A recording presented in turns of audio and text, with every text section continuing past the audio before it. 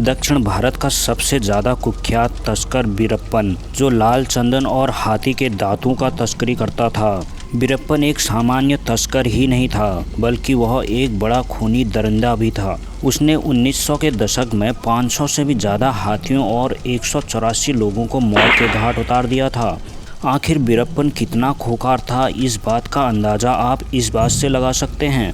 एक बार बीरप्पन की पत्नी ने जंगल में एक नवजात बच्ची को जन्म दिया था और वह नवजात बच्ची जंगल में रो रही थी और उस समय बीरप्पन को लगने लगा कि अगर इस नवजात बच्ची की आवाज़ जंगल से बाहर गई तो वह पकड़ा जाएगा। उसने उसी समय अपने नवजात बच्ची को मौत के नीच सुला दिया था।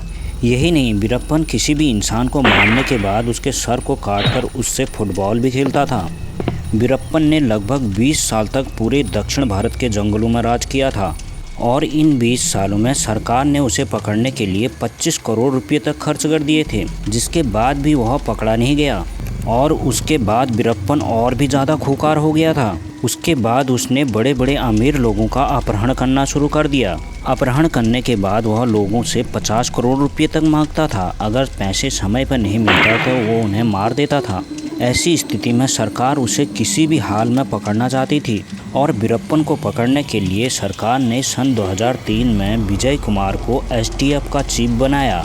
उसके बाद विजय कुमार बीरप्पन की सारी जानकारियां इकट्ठा करने लग गए थे। सन 2003 के दौरान बीरप्पन के गैंग में शामिल कई सदस्यों को जंगल में पुलिस ने मार गिराया था, जिसके बाद बीरप्पन के गैंग में गिने चुने लोग रह गए थे और इसी का फायदा विजय कुमार ने उठाया। उन्होंने काफ़ी प्लानिंग बनाने के बाद बीरप्पन के गैंग में कुछ पुलिस कर्मचारियों को ज्वाइन करा दिया।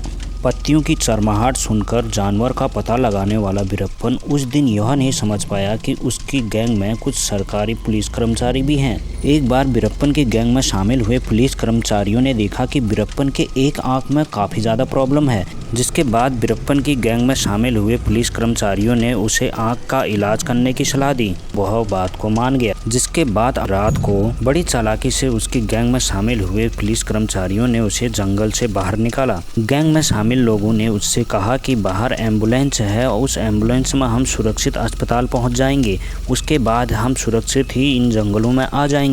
जिसके बाद बीरप्पन बड़ी भरोसे के साथ उस एम्बुलेंस में बैठ गया और उस दिन पुलिस ने बीरप्पन को पकड़ने की पूरी प्लानिंग बनाई हुई थी। जैसे ही वह एम्बुलेंस आधी रात को आधे रास्ते तक पहुंचती है, पुलिस का एक ट्रक उसके आगे खड़ा हो जाता है, जिसके बाद बीरप्पन के एम्बुलेंस का चालक वहां से भाग निकलता है। उसके बाद उस एम्बुलेंस में चारों तरफ से पुलिस 300 राउंड की गोलियों की फायरिंग करती है, जिसके बाद बीरप्पन को केवल 2 गोलियां लगी होती हैं, जिसकी वजह से उसकी मौत हो जाती है।